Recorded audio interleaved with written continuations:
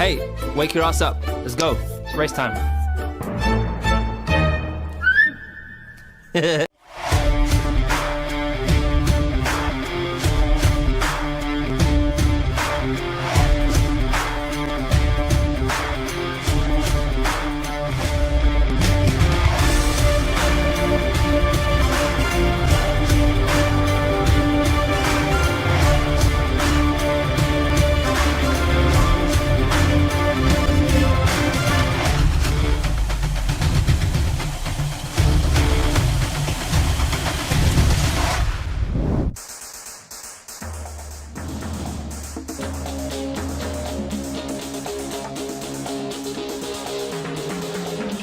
Welcome to Miami, Formula One.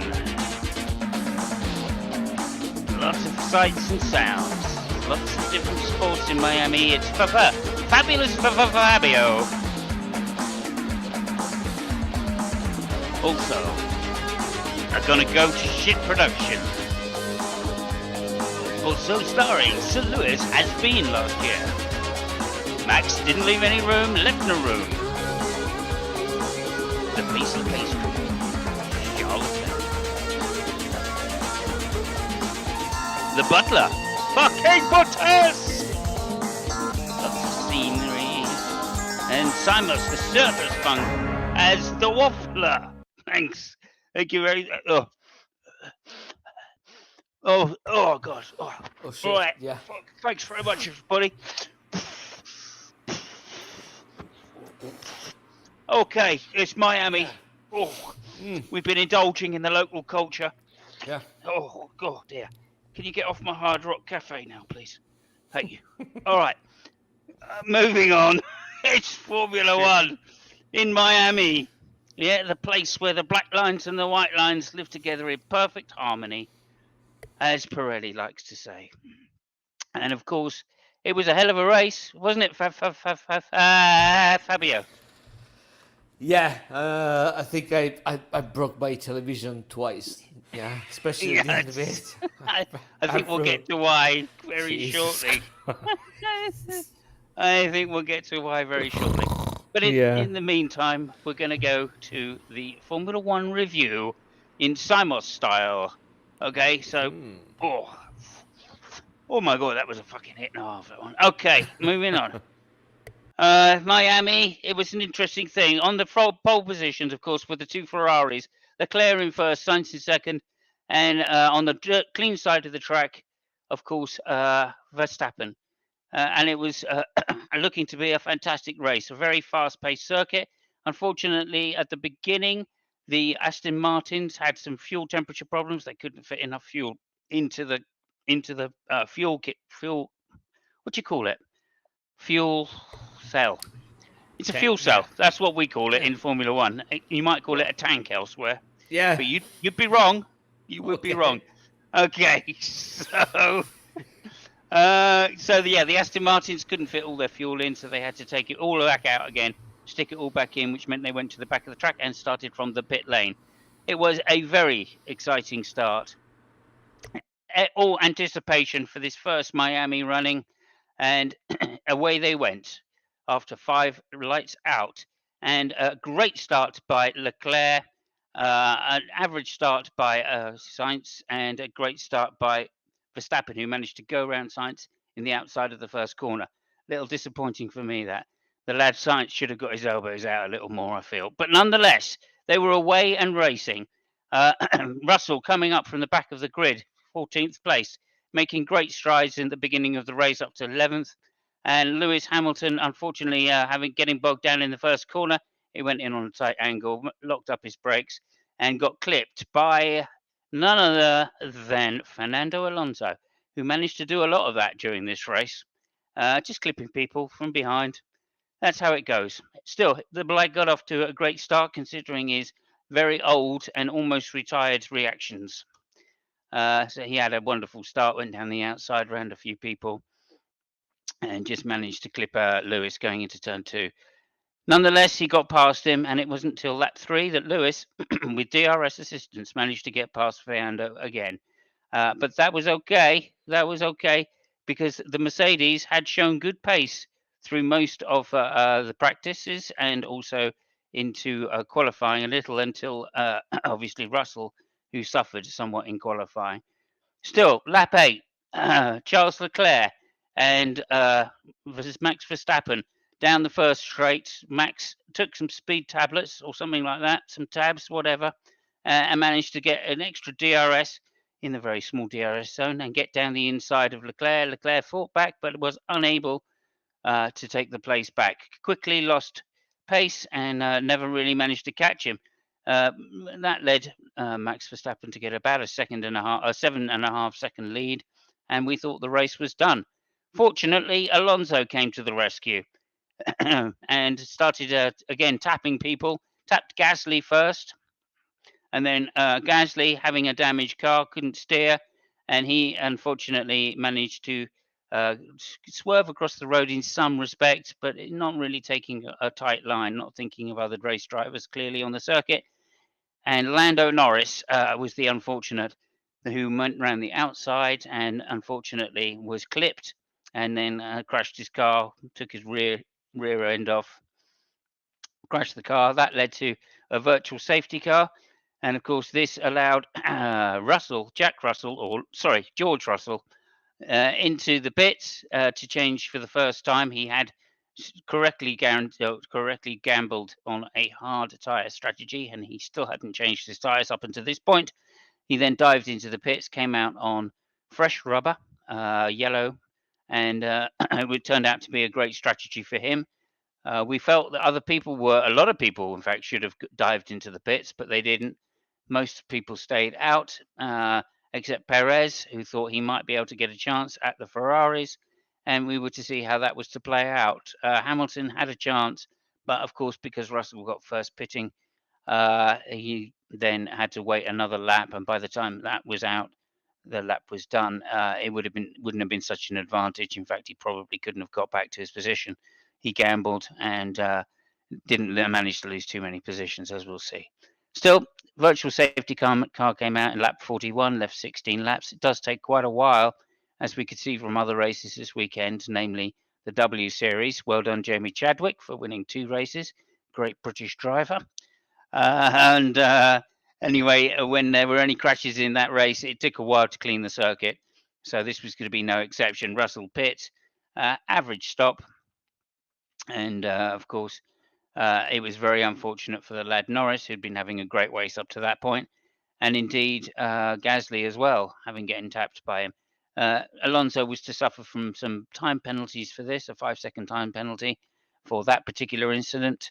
Then, of course, when they started again, it was all out with obviously the Ferraris directly behind Max Verstappen. And away they got. Max had a great restart. Leclerc a better restart. Sainz not so well, and Perez all over the back of him with new tyres. And of course, this was to lead to the excitement then of a lot of attempted overtaking. Unfortunately, not much overtaking happened, and in fact, the races was to pretty much finish that way. Leclerc did manage to keep on the back of Max Verstappen for a number of laps this time, instead of Verstappen just driving away, presumably because of the different tyre warming characteristics, the old tyres taking time to warm up, and the Ferrari have a better tyre warming, or at least more downforce on it, so allowing the tyres to warm more quickly. But unfortunately, Leclerc couldn't do anything about the top speed of Verstappen, which really was again the key, I have to say, to Verstappen's win, having a much greater top speed, not just somewhat, but a much greater top speed. I think the actual difference was around 7 to 8 miles an hour, and then even more then with DRS open. So, again, great strategy by Red Bull. They certainly deserved the win. Lap 49, then came the 2 Mercedes and Bottas fighting. Bottas kindly decided to go and get a drink for Lewis Hamilton or something mid corner, because he pulled over to the side, virtually stopped his car, got out, ran over, got some drinks, came back, and by the time he'd got back to his car, Lewis had decided he didn't want the drink anymore, had overtaken him, as well as George Russell. But nonetheless, great thinking by the butler, and we do appreciate that here at the Mercedes Fan Club. Nonetheless, that left George Russell, uh, George Russell looking for the overtake on Lewis, and with much better, with the same obviously top speed, same setups, it was an easy matter for him to overtake. So Lewis once again, in some ways, getting shafted. There was one last thing, lap 51. Hello. There was one last thing, lap 51, where Sainz was had a quick stab at Perez had a quick stab at Sainz and dived down the inside, but outbraked himself hugely. And Sainz kept his cool and just simply took the lead. It took the third place off him again. And then, of course, Alonso and Mick Schumacher came together. They're best friends that they are. And then Schumacher, and then I should say, they came together slightly and ended each other's races. Not before Alonso had. No, that's not quite right. I don't know. They did come together at one point, but I can't remember what happened right now. So yeah, Vettel, and that's what I was. It wasn't Alonso. It was the other world champion, Vettel, 4 times world champion, and Mick Schumacher came together. Both of the cars driving out. Alonso defended against Magnussen and went off track and gained an extra 5-second penalty, which wasn't adjudicated till well after the race, and that changed the end result slightly from Alonso in 8th place, putting him right down another 5 seconds to 11th place. And that was adjudicated way, much later, many hours, many hours. And we'd done too many drugs, basically, by then to even care. So we didn't even notice it, did we, Peter? No, we've been doing far too many drugs, too many prostitutes, too many drugs. Isn't that right? Yeah, it is. So anyway, then that left Verstappen a clean cruise to first place, and now we'll have a quick run through. Verstappen obviously taking a triumph at the first race in Miami, and the race results were.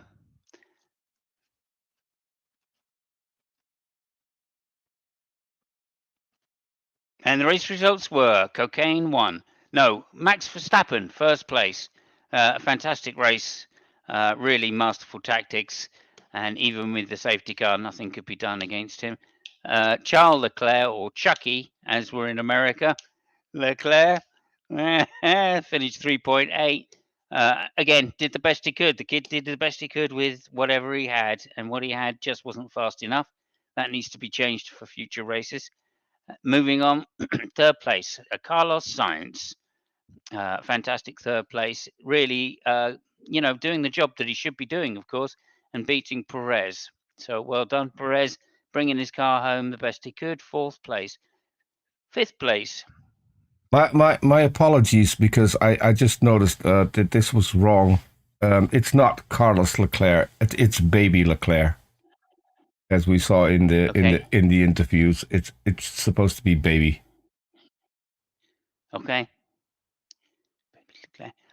Lord Russell, fifth place, crowning over all of the aristocracy, including Sir Lewis Hamilton.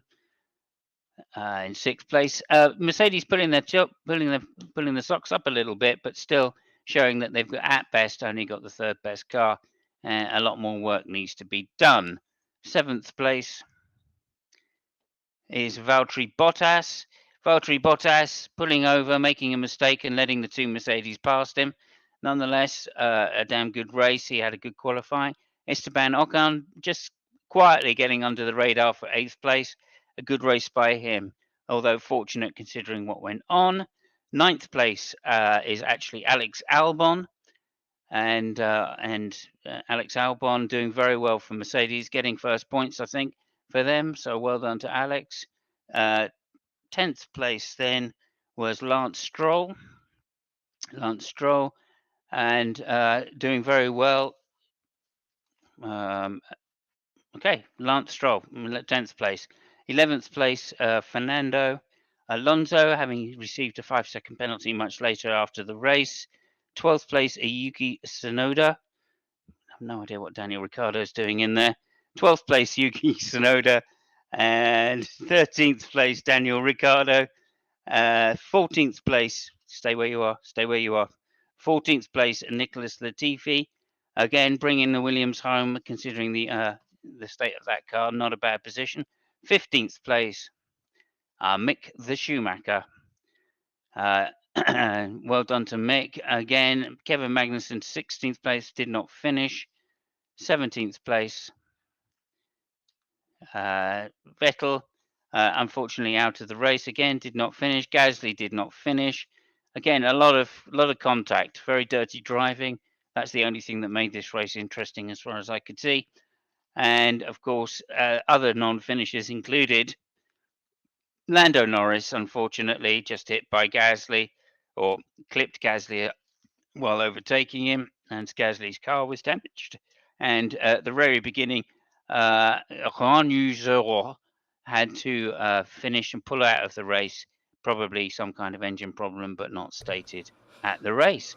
And that is my review of the drug-taking Miami Grand Prix, which I thoroughly enjoyed for all the wrong reasons. And thank you very much. You can go now. Nice one. Okay. Over to you, Fabio.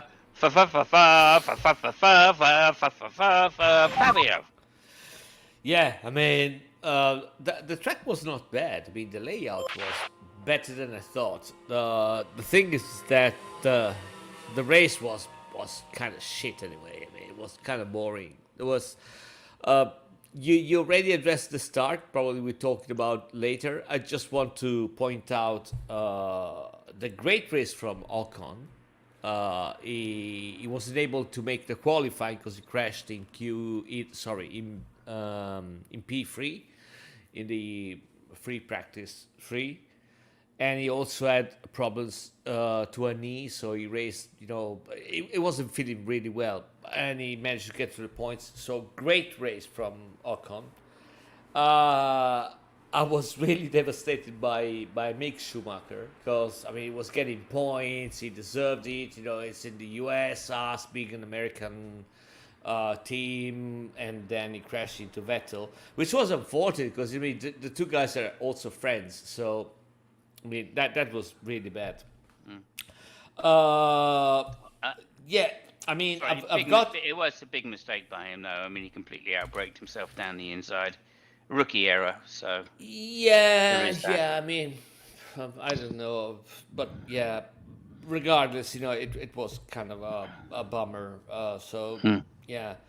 I guess that's some of the things we're going to talk about, but there is one thing I got to say before I forget. Fucking Bottas. He saw a Mercedes in the rearview mirrors and thought, oh, yeah, I got to let them pass. No, you don't, you wanker. I mean, so, yeah. It was fantastic. I mean, he was ahead of the Mercedes, through all the qualifying, all the thing, and then he made, that stupid. The thing with Bottas is that he can make fast laps, but in close quarter combat is just, inept. So I don't know what the fuck is wrong with the guy, but still, fuck him. I don't know. There wasn't anything, more, from that point of view. Is there anything specific you want to talk? I mean, we talk about the start. I think Sainz should have go left a little sooner. I was quite surprised by how strong was Verstappen's start. I mean, considering that he's aiming for the World Cup, for the title, would the thing, is going to be a little bit, more cautious. He wasn't. On the other end, I can't really blame Sainz for not trying too much under braking. I mean, I think he made the mistake of not going left immediately. But once Verstappen was there, I think not trying too much on the braking was the right choice. I mean, you got to consider he's got his teammate in front of him. If he just fucks up the braking, he's gonna crash into the guy. So at that point, you just kind of played safe. So the damage was already there, and yeah, Yeah. the other, yeah, Shall I talk about that quickly? yeah, please. Yeah, okay. So, I think you mentioned it earlier as well, which was the state of the track. A lot of drivers complained about the state of the track. It's a brand new track, and normally you'd expect it to take at least a few years for it to rubber in properly. But this looks like it's even worse because it's going to take a lot longer, i.e., there's no grip offline, absolutely none. So that second, fourth, all the even slots had no chance, and it was Yeah, pretty much the same all the way down the grid. All of the even cars got away so poorly that something has to be done. It has to be at least swept before the start properly. They did sandblast the track to avoid the bitumen problem. so Go ahead. yeah, no. That's an interesting thing, and there's a technical side to the actual tarmac that I think you will love it. But apparently, they found out that for I don't know the reason why, but apparently in the U.S. they used way more sand in the actual tarmac composition than the one we are used to here. So new track. It rained the night before, so I mean they tried to clean the starting line and all that shit, but there is literally more sand in the tarmac, so it's really really really hard to clean it up. And yeah, outside of the race line, it was really really tricky. So yeah. Absolutely, and that led to a quite disastrous start by Science. In fact, actually, the top few got on that side did get away as good as they could, considering. Now, Science going into the corner, I just think he could have put his foot down and a little sooner, and maybe taken a little more space on the left, and at Yeah. least forced Verstappen to have maybe dirty tires at least on one side. Yeah, because Knowing that the track yeah. was like that, I think that was an easy thing for him to do. I'm not saying he should have collided with him. He should have still No, given him no, a no. car's width, but that doesn't mean that you have to make it easy. And I do feel Science, little inexperienced in that, made No, it a little easy. I agree with you, considering the fact that he actually had a really good clutch disengage. I mean, it wasn't that bad from the starting line. So, and actually you can see at the starting is literally watching, the left mirror. It's not even watching, straight ahead. He's watching the left mirror to see where Max was. And I think that in the first few meters, he should have gone left. He should have. 100%. Yeah. Not that would have stopped Max going around him, but he would have been more online, at least. I don't think it would have stopped Max going around him, because you know what Max like. He'll go around anybody if he gets half a sniff. So. Well, it would have put Max in a really weird situation. I mean, best case scenario, it would have been a 1-2 Ferrari, and I'm not saying. So there is another aspect that, if we want to talk about it, maybe Max would have overtaken them. Well, it would surely have done, but it remains to be seen when. So I think that Charles burned his tires a little bit too soon. In trying to Max get away. Yeah. So we don't know if you have a buffer with Sainz, even if he would have saved him, I don't know, 2 or 3 laps. And also, I mean, it remains to simply say that, Sainz is not really bad in close combat quarter as opposed to Bottas.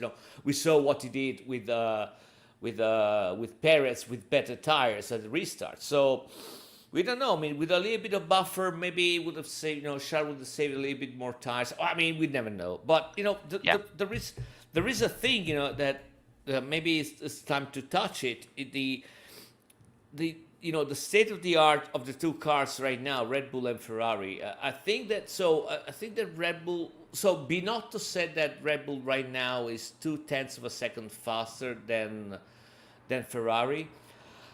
I kinda agree with Horner that doesn't seem to be the case. No.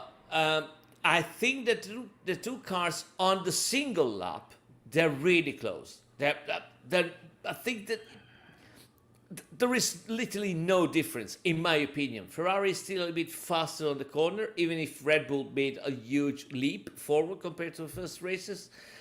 The thing is that on the straight line, Red Bull seems to be a little bit more efficient and it can develop higher speed. Now, the thing is that in F1, you can be faster in the corner, and it's a good thing, for the lap, but you attack and defend on the straight. So even if you're a little bit faster, if you cannot defend on the straight, you're pretty much fucked, because it doesn't matter if you make a corner faster, because you're not able to overtake it. So I think this is the main difference right now.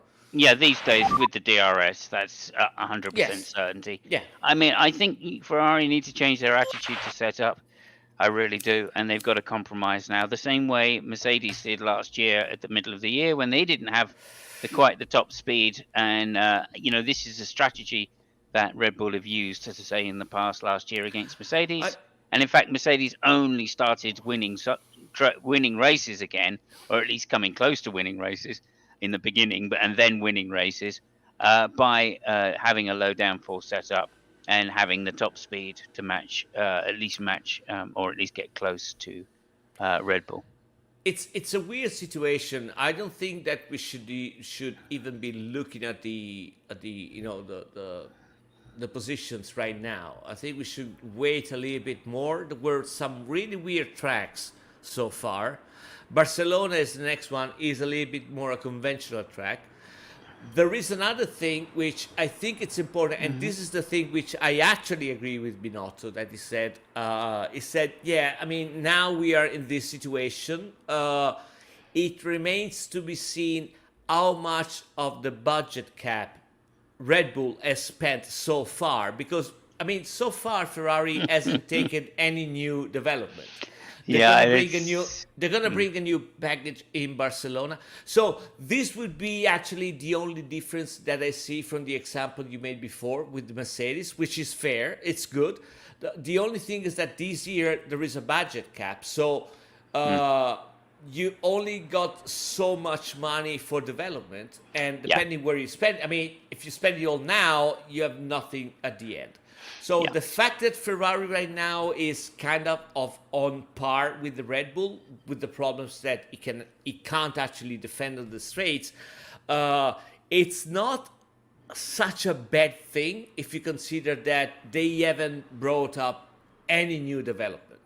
So it remains to be seen if the new development that Ferrari is going to bring will reinstate the situation that we had at the beginning of the championship, where the car was better than Red Bull and so forth. So it's going to be the same cat and mouse chase, but the difference between this year and last year is that eventually it has to stop. So we got to see where they will be at, when they have no more money for development. So that should be interesting.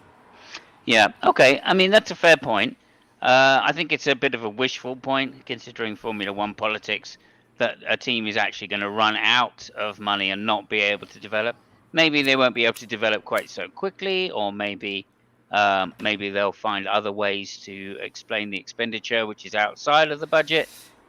There's lots of ways around it, as Binotto himself said pre-season.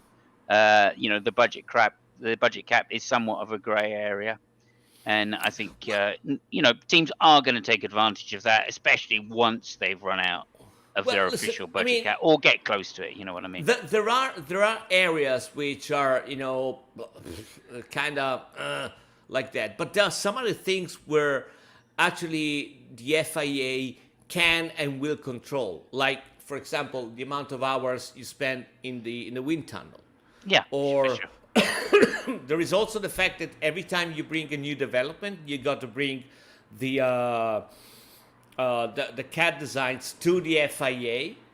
So they infer from that how much time you spent, making new particulars. So there are some areas where they can actually control, and they can say, listen, your allotted time for this kind of that for wind tunnel is over. You cannot use wind tunnel anymore, And or new agreed. part. So yeah, Okay, so agreed about those things. There are definitely things which the FIA are going to be monitoring and can't be changed.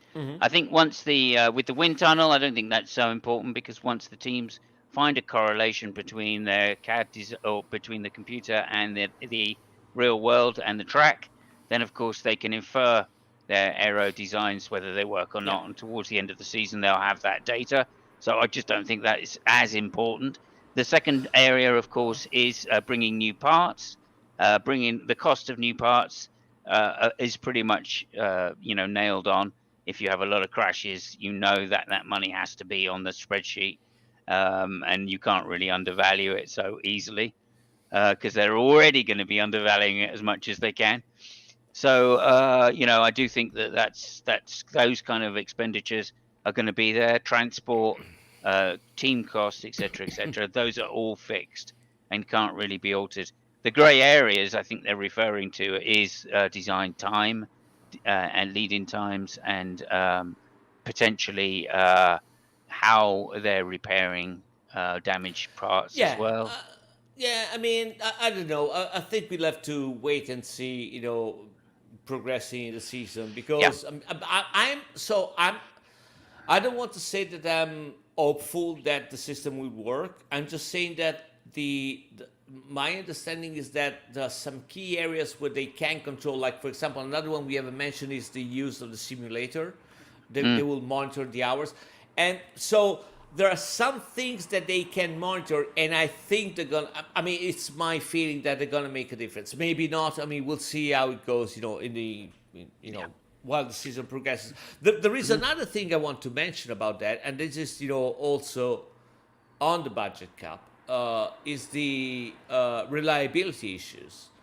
Uh, okay, so I gotta take it back, because actually reliability is outside the budget cap. But regardless, Red Bull this weekend, they had reliability issues.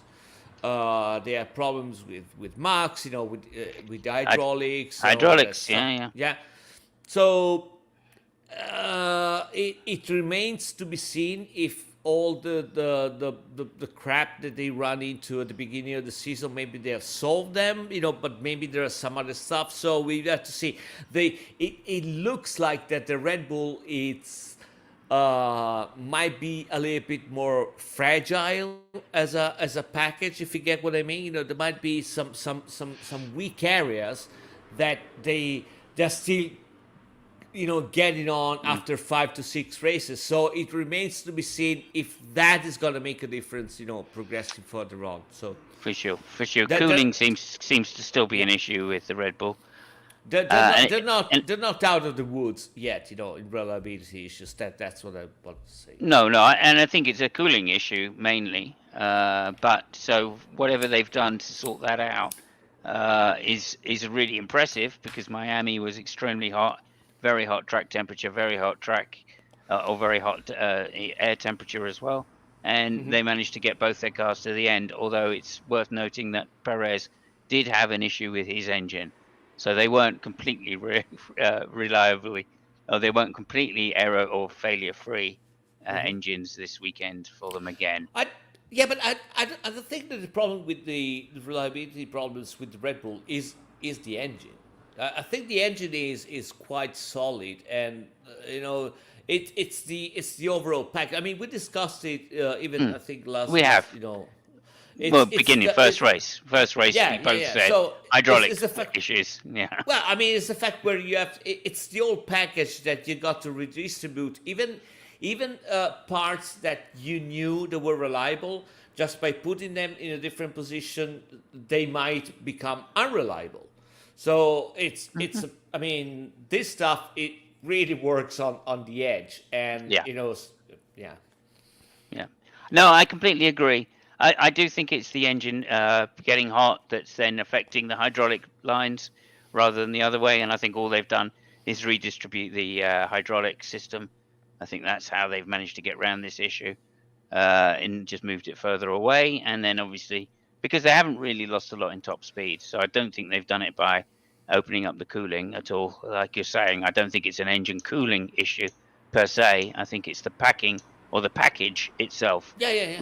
which would been shrink wrapped in the usual bottle Coke manner that Adrian knew he likes to do, and it was the engine over or getting too hot, not too hot, but heating up other components, namely the hydraulic lines.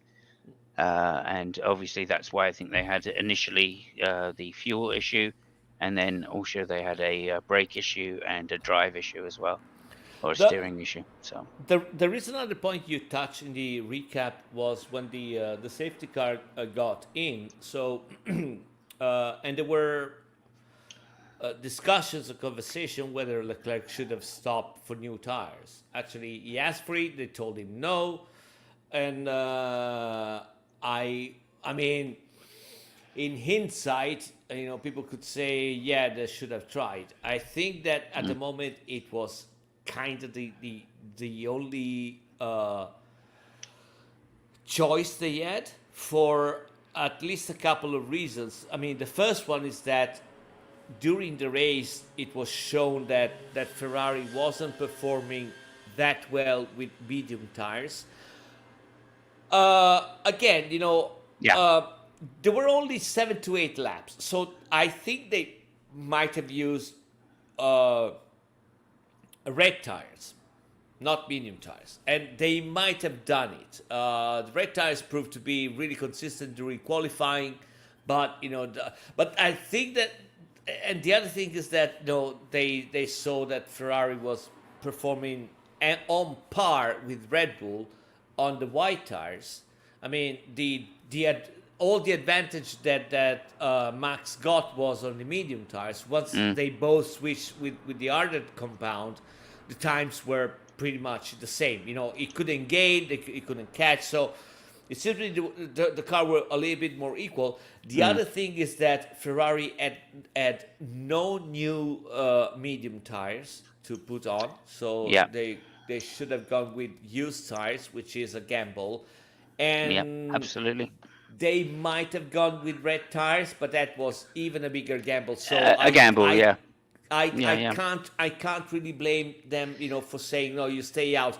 And there is also the fact I'm not really super convinced that it could have got ahead of Perez at the time. Yeah. So, right. Yeah. No, that's two good points.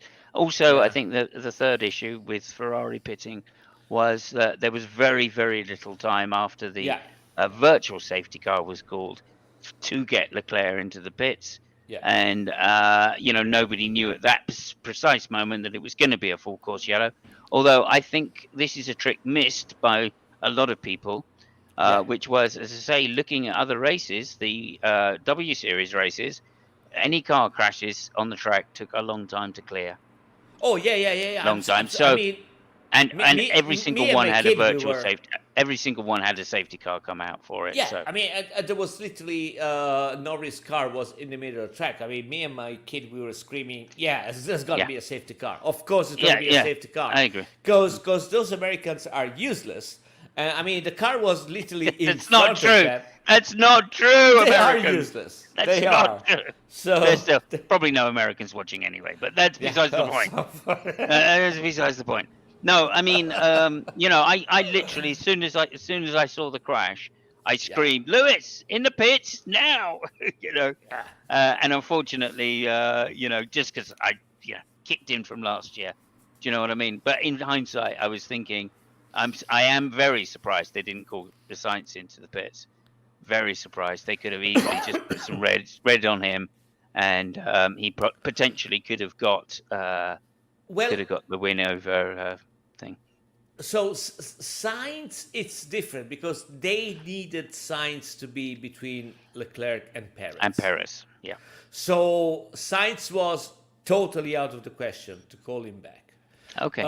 And one of the reasons why I think they made a good call on leaving Leclerc out is because Red Bull was doing what they call the opposite with Perez, and so once they saw that Leclerc was out, they called Perez in. If they would have seen that Leclerc was in, they would have kept Perez out. Yeah. So it was already, it was common tactic. So yeah, I don't understand it. Even with that logic, still doesn't make too much sense to me because the red tyres were giving in the 28s to 29, so that was still 2 seconds a lap faster than the cars in front.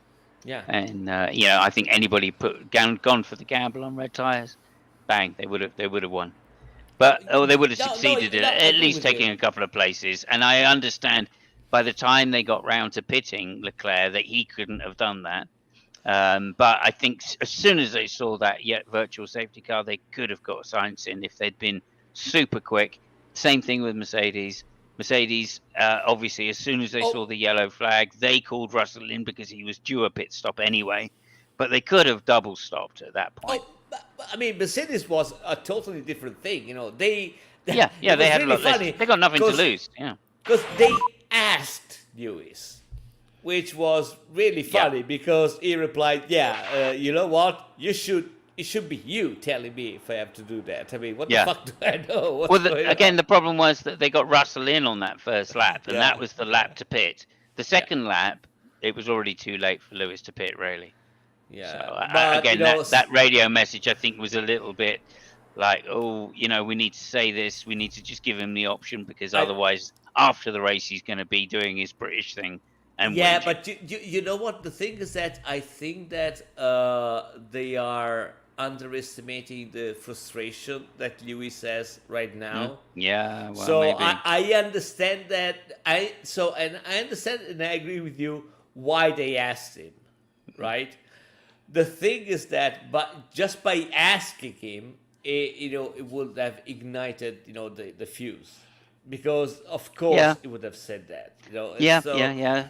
Again, so rather the fuse lit when he's in the car than when he's out. That's all yeah I'm saying. Because if you yeah light the fuse out of the car, he's gonna sleep on it. You know what I mean? But yeah. anyway, I think not a lot could have been done in hindsight. Anyway, it was too late for Lewis to come in, and because Russell hadn't stopped, clearly he had to take precedence and stop Which, first. by the way, I mean, talking about Lewis, and I don't want to take out too much time, but there is a No. question I wanted to ask you: is who do you think has got the best couple of drivers so far? Oh. Well, I mean, Because so far, oh my God, that's really I tough. mean, because okay, before you reply, Yeah, that's really I difficult. You mean this season, or do you mean no, the no, best drivers in this general? season, no, this season. Okay. Well, you can go by results, team results, can't you? Yeah, okay, but it's one way to look at it, and it's a fair way, But the thing is that uh, I would have said that if you just look at the drivers, what they deliver with the tool they have, I think that Mercedes as a really would have been the best team as for the drivers, right? Not Mm-hmm. results because they're driving a piece of shit. The problem with the reason why I cannot say right now, and this is something I would have never thought, is not because of Russell, is actually because of Lewis. So if you take other couples like Max and Perez or Charles and Carlos, which I think that overall they are the best couple in the way of they deliver and Mm-hmm. the tool that they have and what has happened to them. uh, it's really weird, that it's Lewis that is faulting. It really seems to me that is I don't know is either done or I don't know. It's weird. I think it's been said in the media already, and I think I said this last week as well, or maybe even the week before. I can't remember. Which was that Lewis just hasn't got the same motivation, and I think for any of these drivers, unless as we're noticing by Perez, as we're noticing by Sainz, because they're not number one drivers, they're not giving it 100%. And mainly because you cannot drive these cars at 100% all the time unless you are so focused and so confident that you're getting everything and everybody is supporting you, etc., and everything is to gain. Then you can't drive them 100%. And I think that's been shown in the past in 2016 where Rosberg won. think it was 16, maybe 17, where Rosberg won, and he came in like a bull in a china shop that year. Yeah. He'd been given second best. He hadn't been giving it 100%. He said he'd sacrificed every single thing. All of his private life got sacrificed in order to be world champion. He didn't look after the kids. He kept the kids at arm's length through the whole year. Okay, so he wouldn't have to be woken up, right? So he could get his proper sleep. He like his wife did absolutely everything for him, and he concentrated 100% on winning that championship to the exclusion of his family, even. So I think Lewis doesn't have that right now. He has no reason to give that kind of commitment, and he will. And once he's given a sniff at winning races, he'll be back there going, I can win a race. Great, let's do it. But until then, he hasn't got a reason. Obviously, George, on the other hand, he's got all the reason to be racing as hard as he possibly can and getting the most out of his car, simply because he wants to be the leader as soon as Lewis leaves. And I think he will be. You know, they won't dare get another world champion in. They'll just push Russell to become world champion. So is still salty about last year when they told him, not to win the race. So yeah. Yeah. I mean, I honestly think I'm salty still that they didn't get George in halfway through the season, but we wouldn't have these problems. That's for sure. Lewis would not be in the state he's in right now if he'd won last year. He'd be sitting there going, okay, I can afford just to work on this car. I don't have to be the I'm going to beat Russell at all costs to show. None of that. He could have just been like, well, the car's not good enough to win. End of story. I don't mind if Russell beats me this year. I've got my 8th title. That's all I needed, But anyway, that's my thing. Okay, look, we need to move it on. Thank you very much. That's some interesting analysis, as always, Fabio. And I'd like to see, now we sent Peter to Miami. Mm-hmm. Unfortunately, I think I saw a ticket that said the Everglades. So I'm not sure exactly where the hotel was.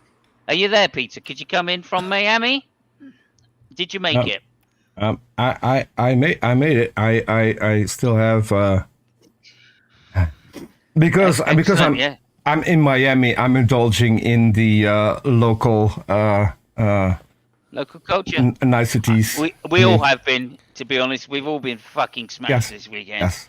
And anyway, yeah. This week I'm actually really happy. I got set up. I'm not surprised. Yeah, I didn't even have to have a hotel, which is nice. Which means I could spend the entire budget on a rental car, which I have parked rightly behind me, which I thought was a nice touch. And obviously, it is placed where I'm at the moment. Because I've taken one of the boats that are in the harbor, and I mean the Americans. That's normally where you find boats. Yeah, well. So strictly speaking, this isn't a harbor because, as you can see, the car is parked on the water, which isn't water. Yes, I see that now. I mean, the Americans they try to do and fit in, so they took a lot of clues from the Europeans, and one of the things. It's a Ferrari. It's a Jesus car. Yes. I mean, you can drive on water. But there's a bit more to it, Fabio, because they also took a good look at Ferrari and thought, hey, we might do the same thing Ferrari did and experiment with floors. So this is why the floor is actually looking like water. And it's caused a lot of controversy, like maybe the floor of a Ferrari somewhere. I don't know. Okay. I'm actually. I see you got it. I see you got it in Polkmobile white as well. Yes, I mean it used to be a police car. I think I've heard something along those lines. It used to be a police car. I have actually driven one of those, and they are very nice cars. I haven't driven one before. I did sit in one in Europe. I ditched it in favor of a Lamborghini to have a drive in, which I thought was the nicer looking car. And now Fabio's going to kill me. But Well, I'll kill you because that is a very rare Ferrari. well, see, I still think the Countach is probably Fucking Countach. That thing behind me named, didn't do well. It named did, Countach for a reason. Yeah, that thing behind me didn't get good press. Anything. It wasn't considered one of Ferrari's best. I don't know about that. At the time it was, but anyway, that's another thing. Anyway, that's a Testarossa, by the way, people. So it's a Testarossa. Yeah. Anyway, moving on. Which isn't how Rossa. did you find the prostitutes? And what about the race? Anything? Did you manage to see the race at all? With a car like that, there's no need to go looking for prostitutes because literally everyone will come to you. And I should say something about the race results because obviously I got those completely wrong. I mean, I am in the US, as you know, and I like every other person in the US. I got my news from Fox News, and you see what happens. It all goes wrong. So my apologies for that. Yeah. So fair enough. Let's go and see what happened over here. Okay. I did have a few things. So I did catch our good friend nice. Daniel Ricciardo trying to have a dive, which is probably why he didn't drive that well this weekend, because he may have been a little bit sore when he smacked down on the concrete. Yeah, when he said he had a terrible headache. So. Yes. Another thing I would like to get to is the new McLaren merch. So before we started, I said Fabio's wearing a Daniel Ricciardo shirt because it says shoey, and the only person who's doing a shoey in Formula One is Ricciardo. But the McLaren merch. So can I get your opinions about this? Is this the new Formula One look? And yeah, I think so. I don't know. I'm loving it. I mean, are we going to get belly button piercings next? Although that's going to conflate with the whole jewelry thing. Maybe it's not. And I don't think they're wearing fireproof underwear either. So there's a lot of controversy about the new McLaren merch. This guy, he said that he was going to stop doing his show, and everyone is wondering why. Well, he's apparently going to be Ricciardo's personal assistant, because sometimes you just need a lift. And and getting into the whole clothing thing, what do you think of this? I mean, Vettel bringing back the Madonna look from the 90s. Doesn't break the regulations. So that's fair enough. It depends whether or not the Superman look. Yeah, it depends on whether or not that is actually fireproof. I don't know. They were a little bit. Hang on. Superman is translated in Germany to Übermensch, by the way. Yes. Übermensch. Okay. Okay. Well, by the way, hi Bubblefish. I'll say it correctly for once. Bubblefish. Nice to meet you. Yeah. Thank you very much. I'll put your name up as soon as it is Bubblefish. And why am I bringing this up right now? This is because the Formula One people have also noticed not only this show, but the fact that there are Dutch people in Formula One. So, do you see anything out of the ordinary? Yeah, just go to the punchline, dude. Go to the punch. I don't know. What do I see out of the ordinary? There's a triangle in the middle of the screen. Mind your language. Yes. And I don't have the clip, but I can tell you that right after this was shown, Sainz did drop the F-bomb on Nice. TV during the chat that they had in the cool down room, which I thought was a nice touch, actually. Yeah. But- yeah, nice.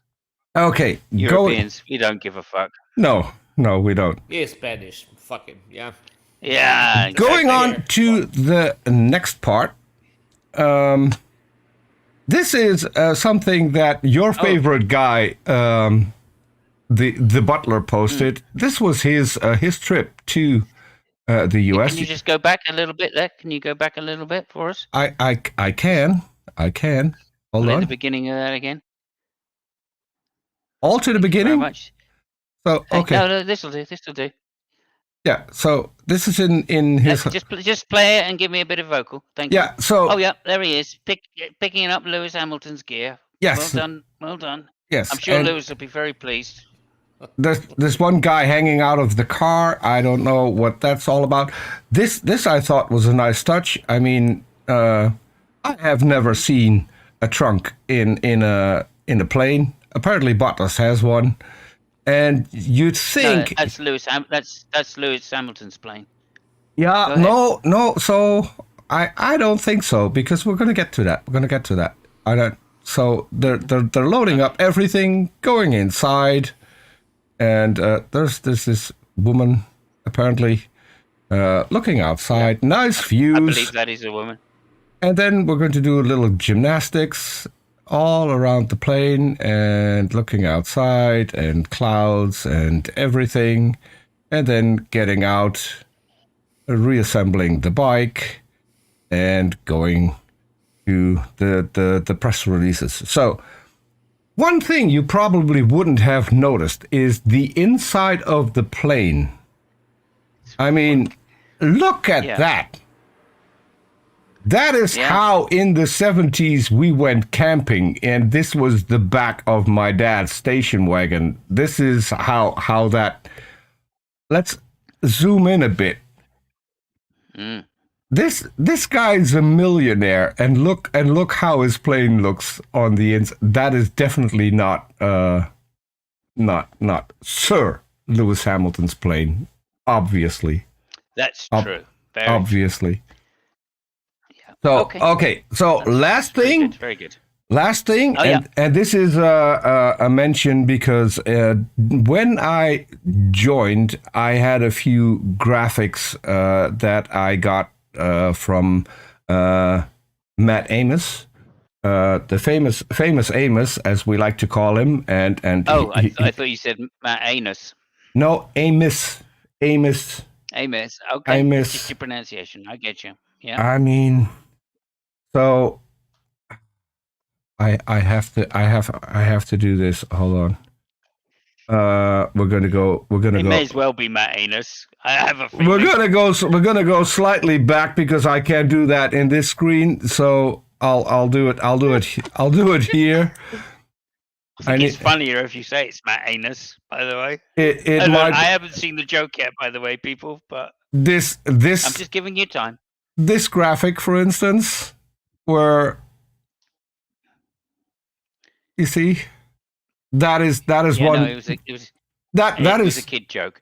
Yeah. I'm just getting time so you can put your fucking graphic up. well. So that graphic came from Matt Amos, and did you know that the one thing about Formula One this weekend that got the most traction Interesting. wasn't anything from Formula One? It was Matt Amos. It wasn't Max Verstappen.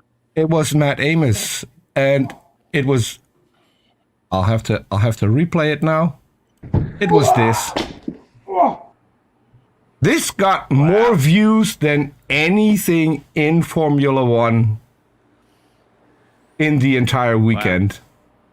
So I like That I was like, totally worth the time waiting. see, Okay. I mean, How many views did that get, Peter? millions. So that's even before the race, I think he was up to 3 or 4 million views with that particular video.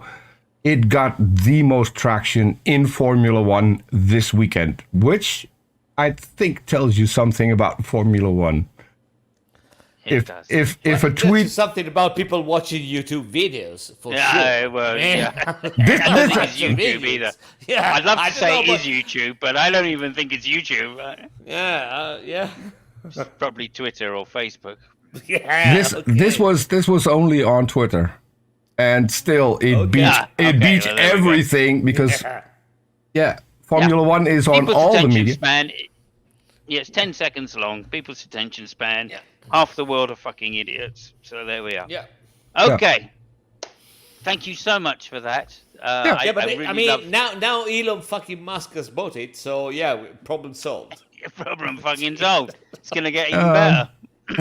Well, Anyway, that's to be seen because there is a lawsuit that one of the current owners, the shareholders, has blocked that. So that's we'll see. But one thing I did want to talk about, and that is you haven't mentioned the floor. What about the floor? I don't know. What about the floor? The Ferrari floor during testing.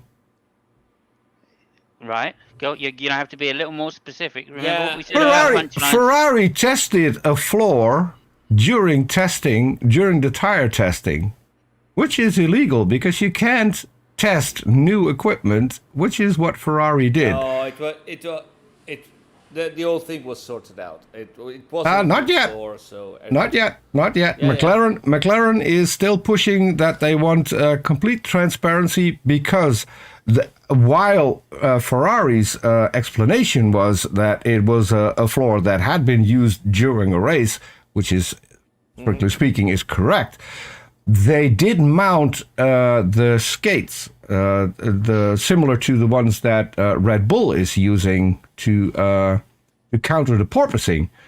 And those weren't on the floor when it raced. So it isn't the exact same floor. They did try and test something to see whether or not they could beat the porpoising. And I think I don't know. I mean, I read that thing was already sorted out, But if we want to talk about things that people are going to protest, I think there's going to be a huge problem with the new end plates from Mercedes. They cut them out. They made something really, really, really super sketchy, And I don't know what the fuck. I mean, and also made during the I don't know if you guys saw the cameras. That front wing it doesn't even bend. It just goes down. It's insane. So I think there's gonna be some issues going on there. But yeah, anyway, we'll see. well, but We'll have to see whether those designs We'll have to see whether those designs do actually fall foul of the regulations. My understanding is that they're an interpretation, and that they have been cleared with the FIA already. So that's my understanding. I don't know whether that's actually fact or not. I don't know if they've been cleared. I'll be super brief, Samus. I don't know if they're being cleared. The thing is that, the biggest complaint was the fact that, so Mercedes states that, the winglets are attached to the end plate, so that's legit. The issue that's going to be raised is that it is contrary to the spirit of the rules, because the only reason they put those end plates the way they are is to avoid the outwash. Now, what they did was cut the end plates at the end, and the winglets are basically attached to the end plates on the upper side. So basically, there is a huge gap where the winglets from the front wing can actually produce some outwash. So that, I think, is going to be something that will be reviewed, and I don't know if they'll be able to. Yeah, what I mean to say is I don't think they'll be penalised for it. They may be told No. They may be told to take it off the car, though. Yeah. Not penalised, but they'll be So noticed. anyway, we will see. It depends whether other teams decide that it's worth copying or not. It seems to have made whatever changes they've made to the Mercedes this weekend seem to have made a difference. However, we're back to a track again where Mercedes perform well. I think this track is an outlier. It's a fast track, and like I was going to say to you earlier about the Ferraris, is that when we get to high downforce tracks, Ferrari are already in the ballpark, so they're not going to need to have a fast setup. If anything, they're going to pile the downforce on, and they will all have the advantage over Red Bull. However, what I'm saying about Ferraris going for a low downforce settles at places like Monza, at places like Spa, then for sure Ferrari are going to have to come up with a new package for those circuits. Otherwise, they're just going to get beaten every time. I mean, the Red Bull didn't just beat the Ferraris, it wasn't close. Right? If it hadn't have been for the safety car, the Ferraris wouldn't have got as close as they did anyway, and they were still beaten by 3-4 seconds.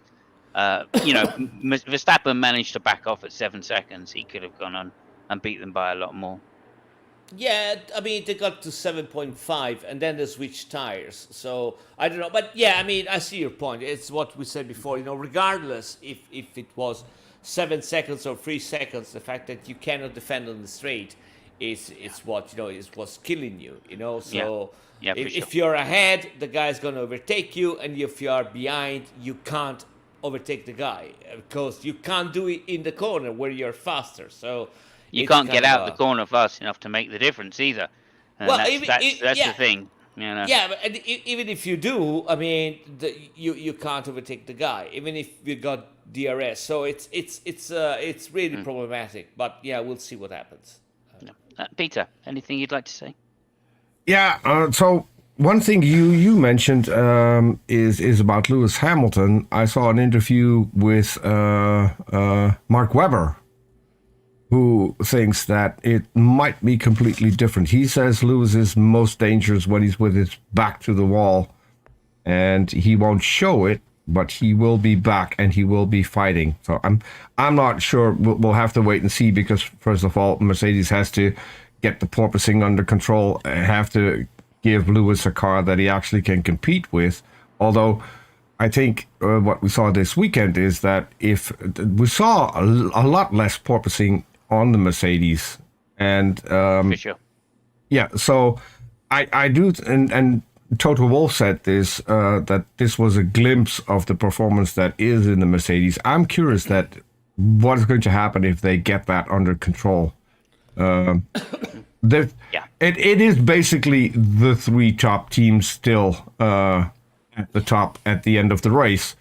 So I'm actually hoping that they will get it under control, because it will give us a little bit more racing if we got a few more people in the mix. Yeah, but don't keep your hopes, because I mean, it's true that Mercedes is probably the third team, but I don't see any way that they can get to even disturb Ferrari, Red Bull.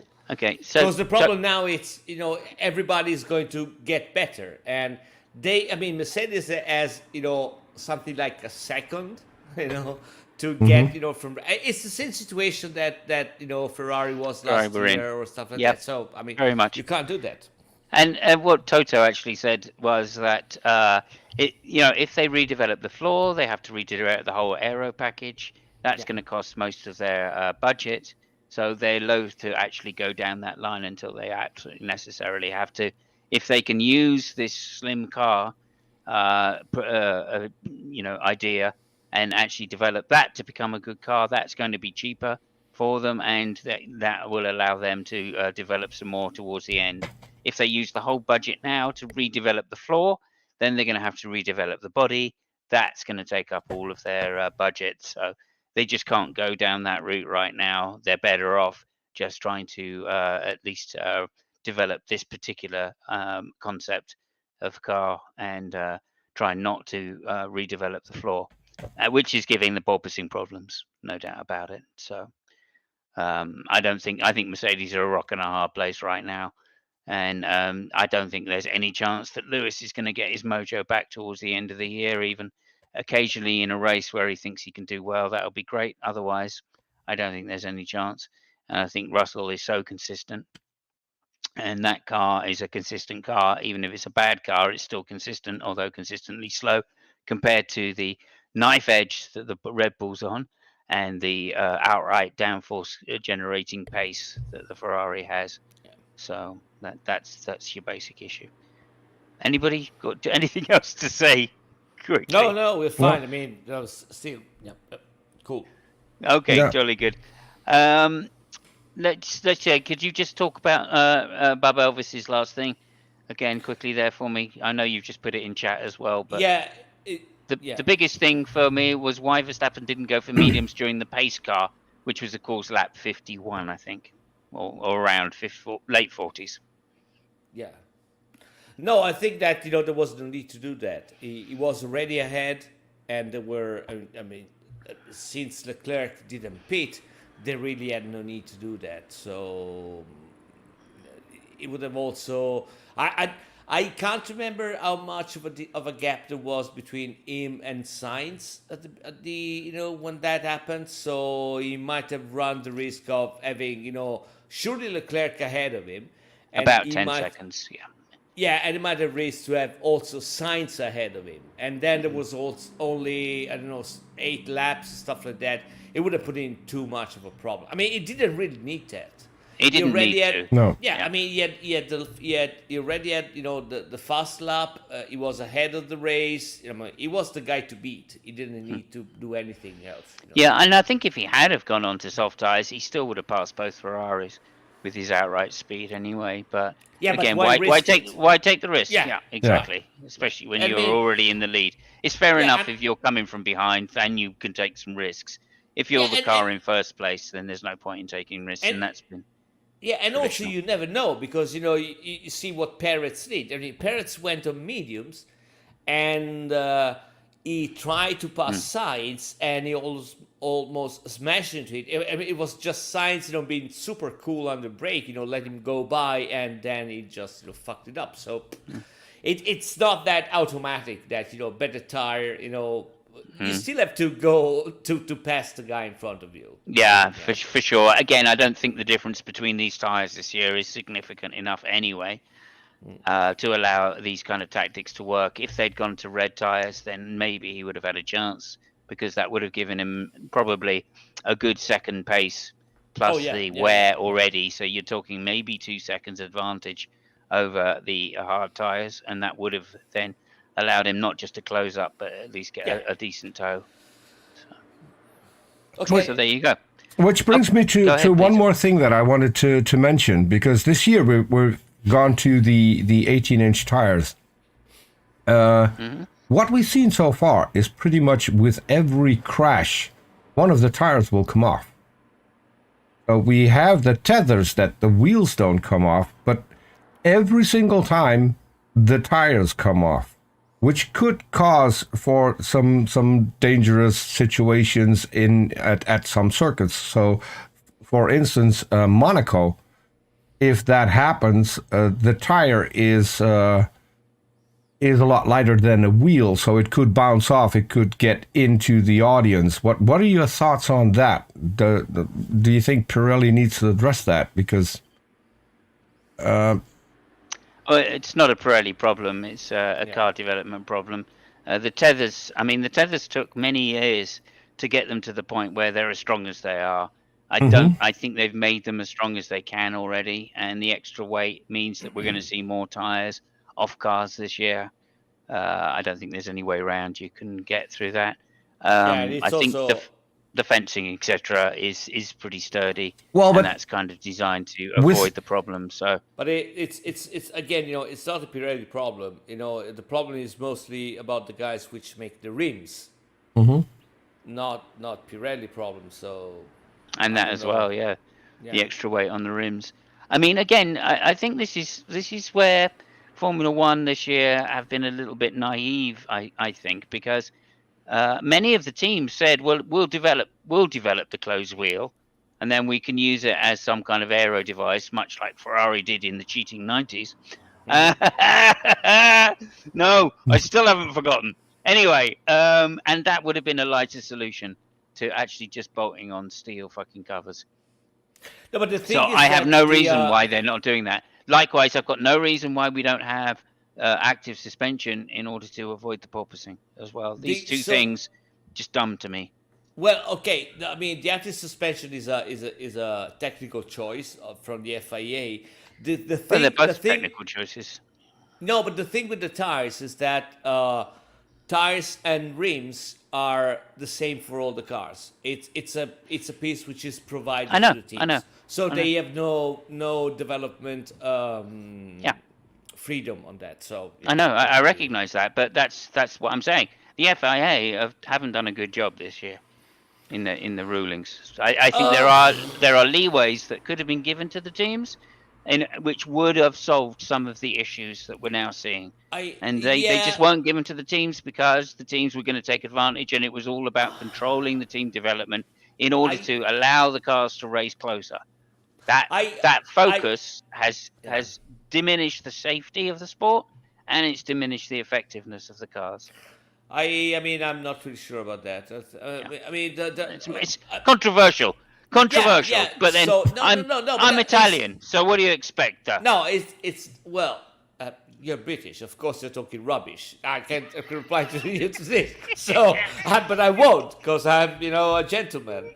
The reason I don't agree with that, is that from the beginning, the FIA just said, okay, these are parts you cannot change, and you can develop, the car accordingly. And now, I mean, you can't blame the fact, but if you let me use that, I wouldn't have that problem. Yeah, tough shit, man. And you already knew that was the situation. It's not something that I decided, 2 days before, the race started. You're going to use that shit. Look, I agree with that. My point being is that there was such a problem with the tethers on the wheels, right? That they were already developed to the maximum strength they could be, because even the lighter wheels were flying off.